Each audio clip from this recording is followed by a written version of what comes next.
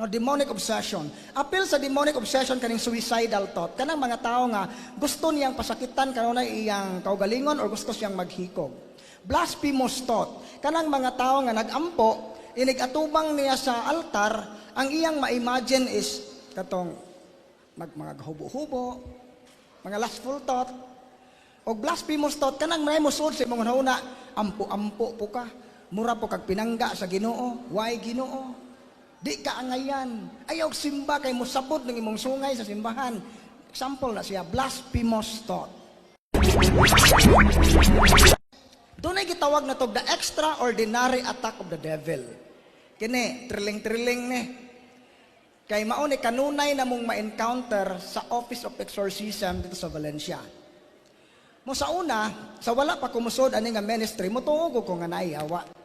Pero dili ingon anak kalawom.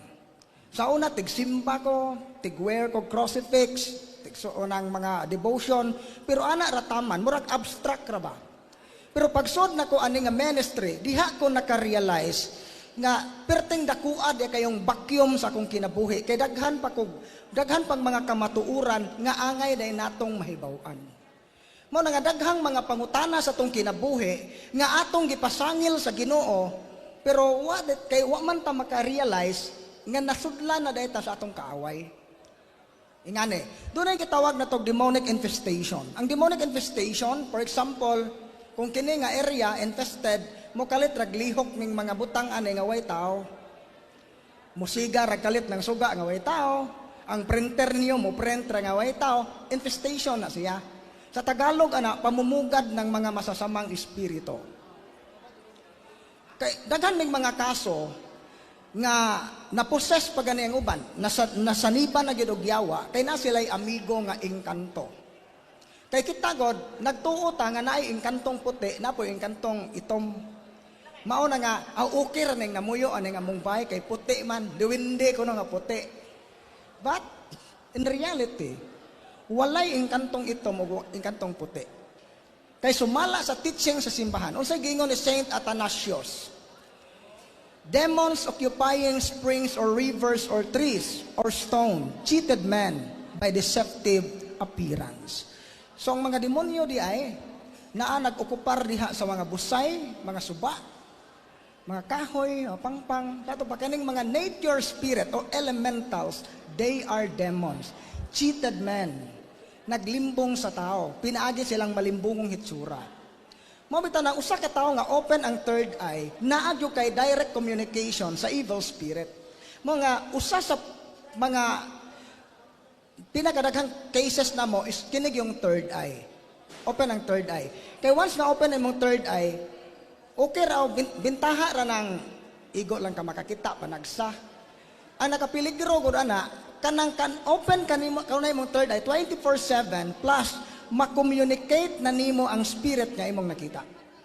Mao na kasagaran sa mong mga cases, pagsod pa lang sa gate sa office, mag-react nagtaman ang pasyente. Dili makalahutay sa tibuok adlaw nga proseso. Nganuman mag-react ang evil spirit nga ning attach niya.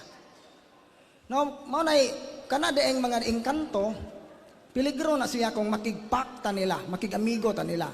Mao nga dili maayo nga moingon tag tabi migo. Labay ko, imong giamigo. No, puyo laman aning bay migo, ayaw laman panghilabot. O, mao na nga kung ingana ang imong style, imong giistorya ang daot ng espiritu. Mao na nga makabaton siya og legal right sa maong area. Mao na makapa-infested. No, imbes kay i-cash out na to na in the name of Jesus ato man giamigo. So, sunod na gitawag og demonic obsession. Ang demonic obsession, ang example ani dito isa ka asawa nga nay kanunay mo diktar sa iyang hunahuna, patya imong bana, patya imong mga anak, paghikog inig human. Kanang gitawag na tog unconquerable negative thought. Negative kanunay imong hunahuna nga ikaw mismo naglibog ka ug nganong naingana ka. Lahi po ng clinical nga depression. Kinamag yun na i-cause. Kanang ning kalitra kagka na negative imong hunahuna. Example sa una, tigsimba ka kalitra kang di na kaganahan mo simba. Mulabay kag simbahan, musurok na imong dugo, makakita sa mga butang nga balaan. lahi na nga sign.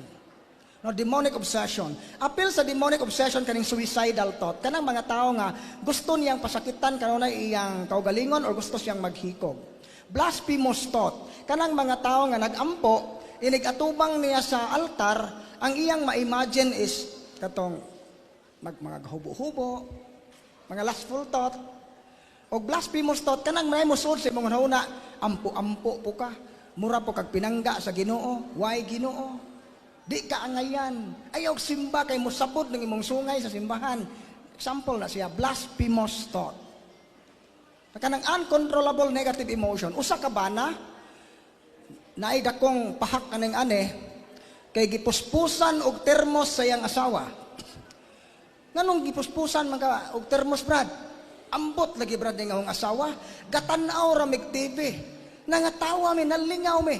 Kalit ra magsapot ning kuha sa termos gipuspos sa akong So kana ding mga tao nga mokalit ra kasuko nga way rason, duha ra gikinahanglan ana, psychiatrist or exorcist.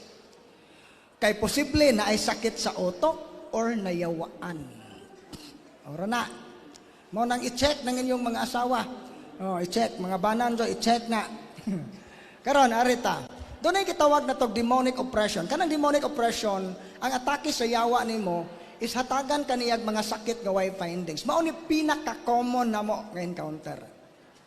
Managko ng tiyan, way findings.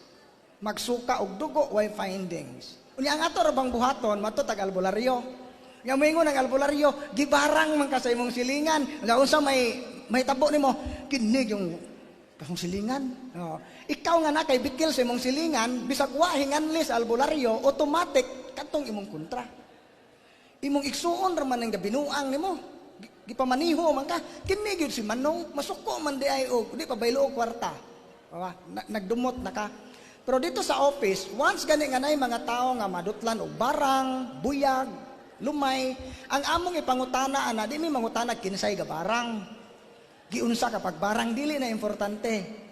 Ang angay tubagon, nganong nadutlan kag barang. Isa ka negosyante, pag-abot dito, bungis-ngis kayo.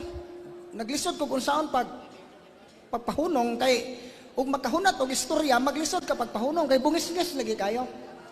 Ang iyang rason, gibarang ko, Brad, kay negosyante ko, Brad, na ako'y kauban sa negosyo, nasina na ako, gipabarang ko muning dako akong tiyan. Ya, kaliwat magtaga-sikihor, Brad. At tanawara, taga-sikihor na yung pasanginlan. Motong akong pangutana, nganong nadutlan man kag barang kung tinuod ka nga gibarang? Unsay rason? Buwas gani nga madutlan kag atake sa yawa, timaan, wala ka sa state of grace. Wa sa estado sa grasya, nasa state of mortal sin. Unsa may yang sala, di naman mo simba, sige rak paninda. Ngitag ginansya. Katupong dito sa Corelia, ang iyang itlog, mura nagbuungon kadako. Hubag kayo yung itlog, mura buungon. Why findings, doktor? Unsay cause? Daghan man pod kayo baing gitilawan. Nakatilaw og bae nga kamao mo maniho, aning hubag yang itlog. Pero unsay rason na to? Kay wa siya sa state of grace. So mao din ang wa kay kasal, gatumar kag pills, gagamit kag artificial contraceptive, unya daghan kag kontra, daghan kag napasakitan, yan ay mo barang nimo, pag-expect na lang yudaan nga madutlan ka. Kay naka sa state of mortal sin. Ang doorway na gyud sa yawa, pinaka-doorway sa yawa is sin, ikaduha ang ignorant. Sin and ignorant. Pareha ko na kinsa man tong dali mailad, katong ignorante. Mauro po nang yawa. Arita, mga to oppression, not financial oppression. Kaya financial oppression, ibutang tak, kamong duha, government employee. Kaso ni namo, puro sila trabahante sa gobyerno. Pero naglibog sila, nganong sige sila paningkamot, pero murag wa sila iabot. Murag kuno sila nagsawod og tubig sa sudlanan nga buslot. Grabe ang iyang financial crisis, financial difficulties. So pag-check pa namo, grabe man day kayo sila og mga occult contamination. Mauto nga, nakasud ang yawa sa ilang kinabuhi. So, demonic oppression. Kana kung mga tao nga, bisag asa ka mo adto, kasunod-sunod nimo ang kagubot. Hangtod mo abot ka sa punto nga maghikog na lang ka kay murag wa na kay purpose ning kinabuhia. That is demonic attack. Next, pinakahayas nga atake sa yawa is kining demonic possession. Ang demonic possession, ang yawa na mo control sa lawas. Mo na nga sa among experience, ang tao nga ma-possess, itom ang mata tanan, mulutaw ang pasyente bisag way gagunit. Common na pod namo nang magsuka og lansang, magsuka og buhi nga mananap, for example uhipan or baki. Common na namo nga experience. So gidawat na namo nga mao gyud ay among new normal nga kinabuhi. Sa sinugdan murag lami uli, lami idagan, pero mudagan ta kinsa na may mutabang nga ni mga tawhana. So tinuod yun na, naay mangingana nga, mo ni atake sa demonic possession. Ang demonic possession, once nga mahuwasan ang pasyente, wala siya'y mahinumduman, bisan usa sa nahitabo. Mo na sign nga